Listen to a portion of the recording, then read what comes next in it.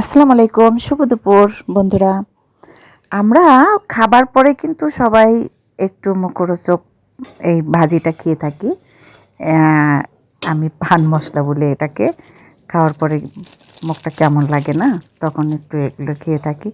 তো বন্ধুরা, এটা যদি আমরা বাজার থেকে এনে এভাবে একটু টেলে নেই, একটু টেলে তারপরে আমরা যদি বয়ামে রেখে দিই, তাহলে কিন্তু এটা বেশ টাটকা এবং খুব ভালো লাগে, মচমচে থাকে। এই জন্য আপনারা এটাকে বাজার থেকে এনে ওভাবে না রেখে দিয়ে এভাবে একটু ফ্রাই প্যানে টেলে নেবেন। টেলে নেওয়ার পরে আপনাদের এটা কিন্তু অনেক ভালো লাগবে এবং অনেক দিন পর্যন্ত মচমচে থাকে, এটা আর কখনোই ভাজতে হয় না।